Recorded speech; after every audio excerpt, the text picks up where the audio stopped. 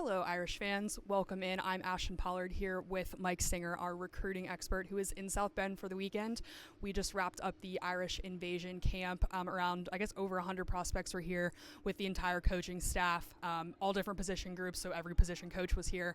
We're going to run through quickly kind of what we saw. Mike was looking at the offense. If you want to check out what we saw on defense, we have another video up with Tyler Horka that you should check out. But Mike, I guess we'll start there. Kind of which offensive prospects stuck out to you? There are some big names here. There's so many good players here. I was really impressed. I'm pulling up my phone so I can look at the list. The quarterbacks were fantastic. I thought CJ Carr, he lived up to his billing. I mean, he's a bona fide 5-star type talent.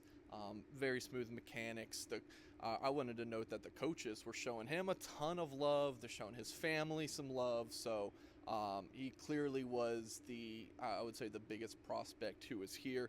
A couple of other quarterbacks who I was really impressed with. Ryan Puglisi, a 2024 quarterback, I believe from the Northeast. Thought he was slinging the ball very well. And AJ Surrey. So those two young men, as we're recording this, I haven't written on my articles to take away from today, but I will be writing a good bit about those two because I thought they were fantastic.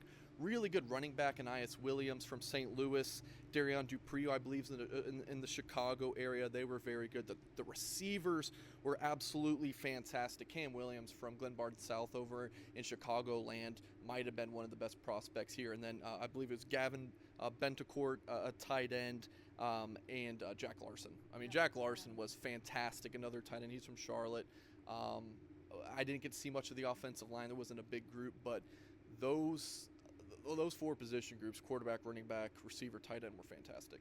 Yeah, no, I agree. I was watching the offense too, and those are kind of the guys that stuck out to me. We put together our minds right before we did this to talk about who looked good, and we kind of had the same guys, which means that they definitely looked really good. So, Mike, I talked about with Tyler that basically like every position coach was here, along with grad assistants, current players. The quarterbacks were even out here throwing. The current quarterbacks were out here throwing to some of the quarterback prospects, which has got to be pretty cool for the 16-year-old kids. So, what'd you see from the current members of the team as well as the coaches that were here? It was pretty cool to see Ron Paulus, Steve Angeli, Tyler Buckner, Drew Pine, all just kind of hanging out. They seem like they have a really tight quarterback room, right? Like these quarterbacks, when they're doing media interviews with us, it's like, yeah, they talk about the quarterback room and how tight they are. But then you actually see it.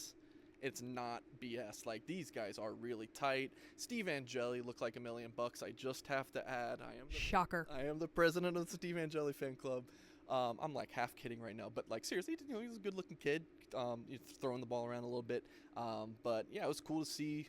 Kane Barong was here. His brother was with the quarterbacks. Barong's a Notre Dame tight end, so yeah, it was definitely cool to see them interact.